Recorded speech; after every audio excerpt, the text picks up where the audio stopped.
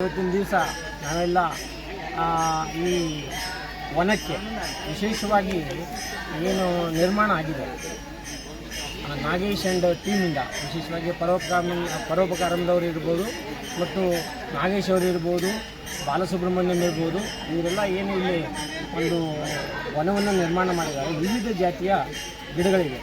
ಬಹುಶಃ ನಾವೆಲ್ಲ ಪ್ರಕೃತಿಯ ಕೂಸುಗಳು. ಈ ಪ್ರಕೃತಿಯ ಮಡಿಲಿಗೆ ಕೊನೆಗೆ ನಾವು ಹೋಗಬೇಕಾಗ್ತದೆ. ಹಾಗಾಗಿ ಇಲ್ಲಿ ಒಂದಷ್ಟು ಫೋಟೋಗಳನ್ನು ಹಾಕಿದ್ದಾರೆ. ಈ ಗಿಡಗಳ ಮಹತ್ವವನ್ನು ಸಾರಿಸಬೇಕು ಅಂತ ಹೇಳಿದ್ದಾರೆ. ಭಗವಂತನ ಸನ್ನಿಧಿಯಲ್ಲಿ ಭಜನೆ ಪ್ರಾರ್ಥನೆಯನ್ನು ಮಾಡ್ತಾ ಇದ್ದಾರೆ. ಅಲ್ಟಿಮೇಟ್ ಆಗಿ ಶಿವ ಏನು ಹೇಳ್ತಾನೆ ಅಂತಂದರೆ, ನಾವು ಮತ್ತೂ ಕೂಡ ಶ್ರಮವೇ ಶಿವನ ಆರಾಧನೆ. ಅವರು ಕೊನೆಗೆ ಕಣ್ಣಪ್ಪ ಒಲ್ದಿದ್ದು ಯಾತಕ್ಕಾಗಿ ಅಂತಂದರೆ ಶಿವನಿಗೆ ಅವನು ಸೇವೆ ಸಲ್ಲಿಸಿದ್ದಕ್ಕಾಗಿ. ನಾವು ಯಾವ ರೀತಿ ಸೇವೆ ಸಲ್ಲಿಸಬೇಕು ಅಂತಂದರೆ, ಈ ಪ್ರಕೃತಿಯನ್ನು ನಾವು ಬಿಟ್ಟು ಹೋಗೋಕೆ ಆಗೋದಿಲ್ಲ. ಹಾಗಾಗಿ ಇಲ್ಲಿ ಬಂದಾಗ ಇಲ್ಲಿ ಒಂದು ರಕ್ತದಾನ ಶಿಬಿರವನ್ನು ಏರ್ಪಾಡು ಮಾಡಿದ್ದಾರೆ.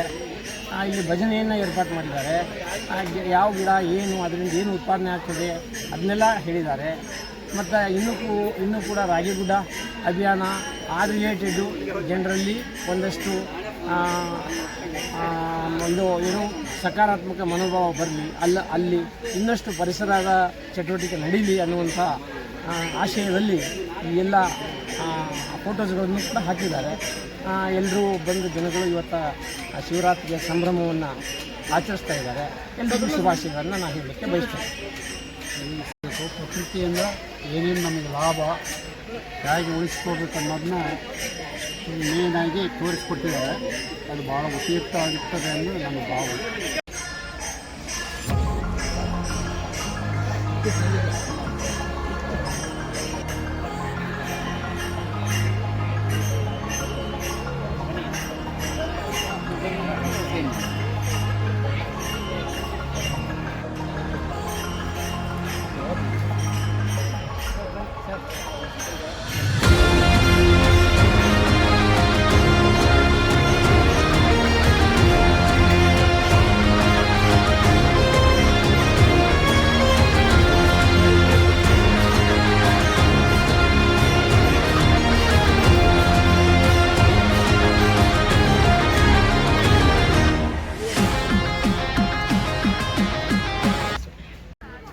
ನವ್ಯಶ್ರೀ ಈಶ್ವರವನ ಚಾರಿಟಬಲ್ ಟ್ರಸ್ಟ್ ಶಿವಮೊಗ್ಗ ಪ್ರತಿ ವರ್ಷದಂತೆ ನಾವು ಪ್ರಕೃತಿಯೊಂದಿಗೆ ಶಿವರಾತ್ರಿ ಕಾರ್ಯಕ್ರಮವನ್ನು ಮಾಡ್ತಾಯಿದ್ದೀವಿ.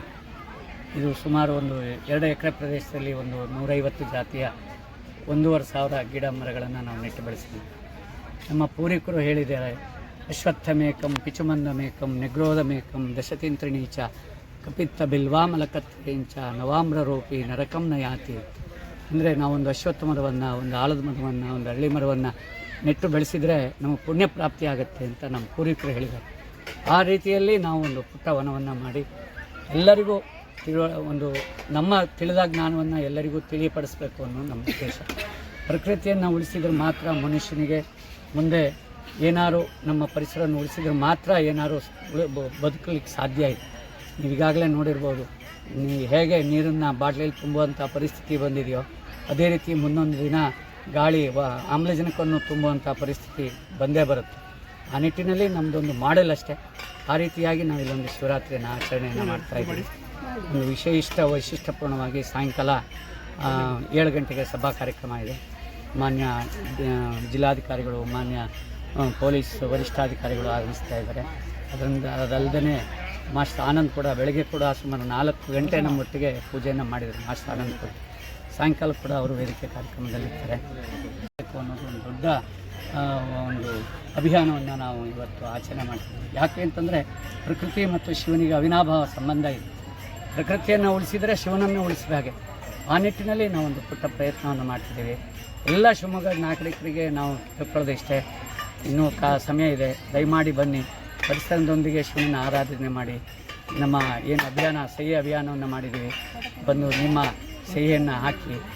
ಕನಿಷ್ಠ ನಾವು ಈಗಾಗಲೇ ರಾಜ್ಯದ ಸುಮಾರು ಒಂದು 25 ಭಾಗ ಕಳ್ಕೊಂಡಿದ್ದೀವಿ. ಇನ್ನು ಉಳಿದ 75 ಭಾಗವನ್ನಾರು ಉಳಿಸುವಂಥ ಒಂದು ಪುಟ್ಟ ಪ್ರಯತ್ನಕ್ಕೆ ನೀವು ನಮ್ಮೊಟ್ಟಿಗೆ ಕೈ ಜೋಡಿಸಿ ಅಂತ ಎಲ್ಲ ಶಿವಮೊಗ್ಗ ನಾಗರಿಕರಲ್ಲಿ ನಾವು ವಿನಯಪೂರ್ವಕವಾಗಿ ನಾನು ಕಳಕಳಿಯನ್ನು ಮಾಡ್ತಾಯಿದ್ದೀನಿ. ಧನ್ಯವಾದಗಳು.